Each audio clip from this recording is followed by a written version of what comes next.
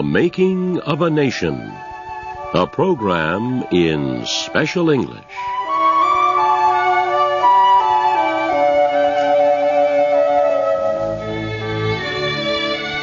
In 1850, the Congress of the United States debated an important compromise proposal. The compromise dealt mostly with the national dispute over slavery. The dispute threatened to split the northern and southern parts of the country. There was a danger of war. Many leaders in the North and South supported the compromise, but President Zachary Taylor did not. Taylor did not think there was a crisis. He did not believe the dispute over slavery was as serious as others did. He had his own plan to settle one part of the dispute. He would make the new territory of California a free state. Slavery there would be banned.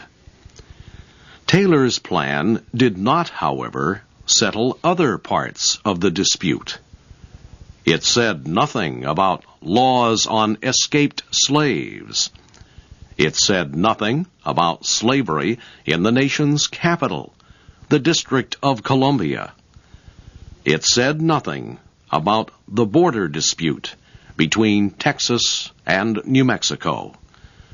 The congressional compromise was an attempt to settle all these problems.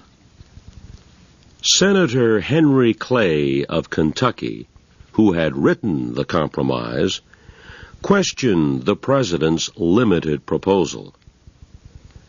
Clay said, "Now, what is the plan of the president?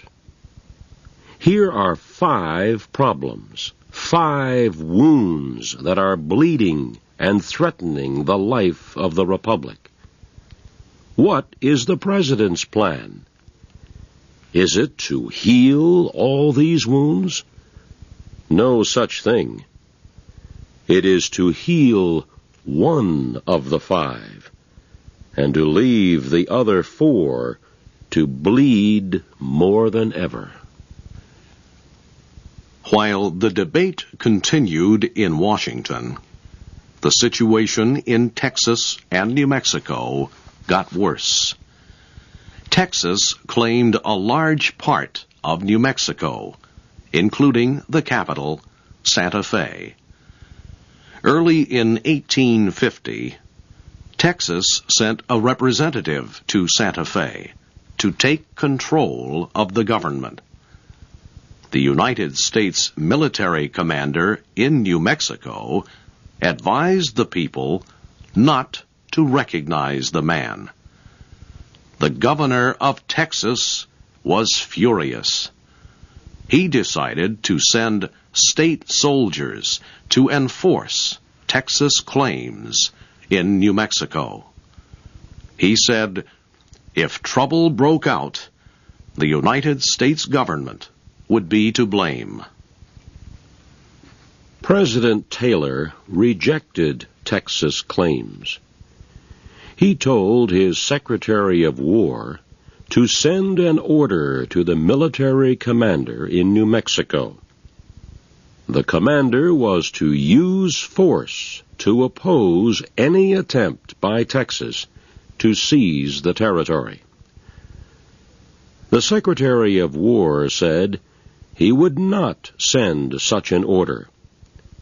He believed that if fighting began, Southerners would hurry to the aid of Texas, and that, he thought, might be the start of a Southern struggle against the federal government. In a short time, the North and South would be at war. When the Secretary of War refused to sign the order, President Taylor answered sharply, "Then I will sign the order myself." Taylor had been a general before becoming president. He said he would take command of the army himself to enforce the law. And he said he was willing to hang anyone who rebelled against the Union. President Taylor began writing a message to Congress on the situation. He never finished it. On the afternoon of July 4th, 1850, Taylor attended an outdoor Independence Day ceremony. The ceremony was held at the place where a monument to America's first president, George Washington, was being built. The day was very hot, and Taylor stood for a long time in the burning sun. That night, he became sick with pains in his stomach. Doctors were called to the White House, but none of their treatments worked. 5 days later, President Taylor died. Vice President Millard Fillmore was sworn in as president.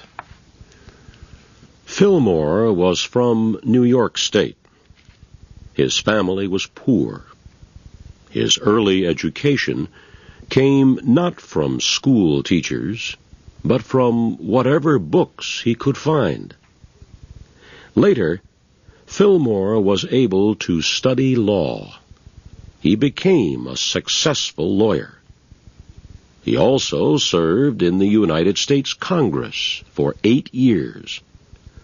The Whig Party chose him as its vice presidential candidate in the election of 1848.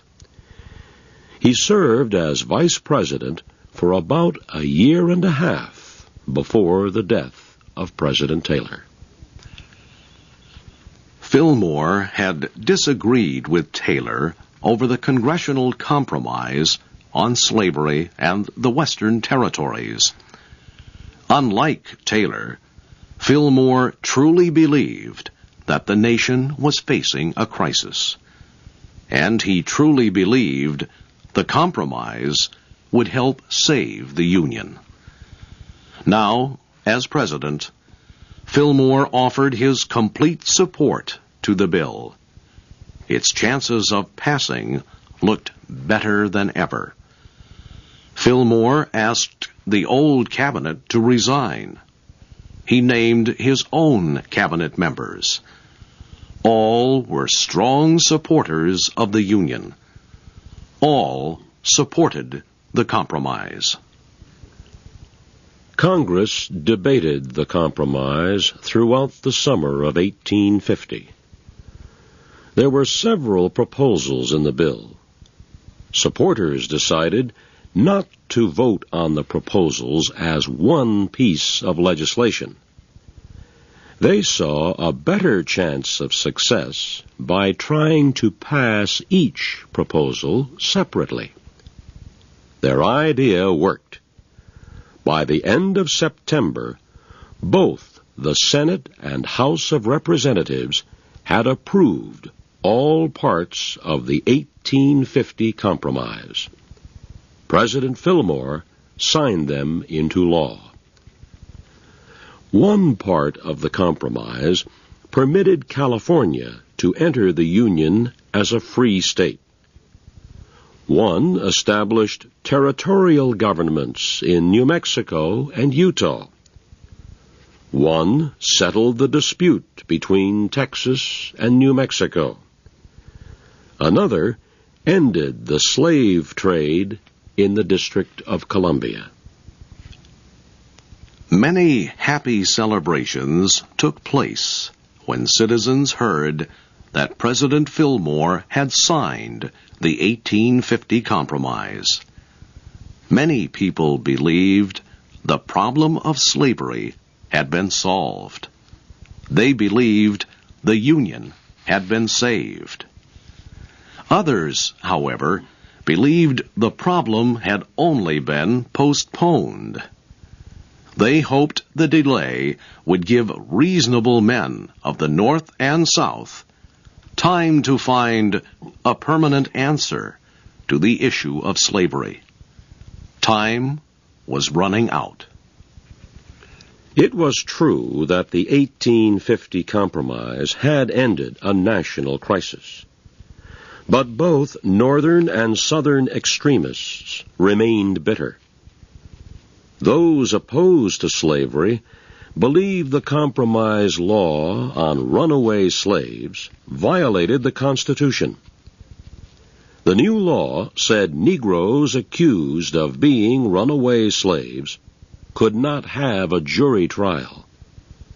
It said government officials could send Negroes to whoever claimed to own them. It said Negroes could not appeal such a decision. Those who supported slavery had a different idea of the Compromise. They did not care about the constitutional rights of Negroes. They considered the Compromise a simple law for the return of valuable property. No law approved by Congress and signed by the President could change these beliefs. The issue of slavery was linked to the issue of secession. Did states have the right to leave the Union? If Southern states rejected all compromises on slavery, did they have the right to secede? The signing of the 1850 Compromise cooled the debate for a time, but disagreement on the issues was deep. It would continue to build over the next 10 years. Those were difficult years for America's presidents. Next week, we will tell how the situation affected the administration of President Millard Fillmore.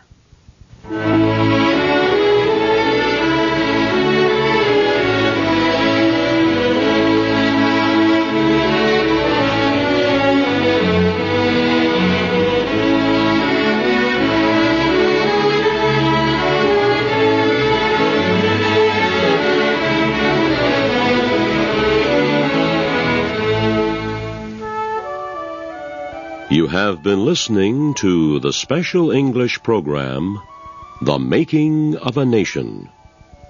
Your narrators were Leo Scully and Larry West. Our program was written by Frank Beardsley. The Making of a Nation can be heard Thursdays.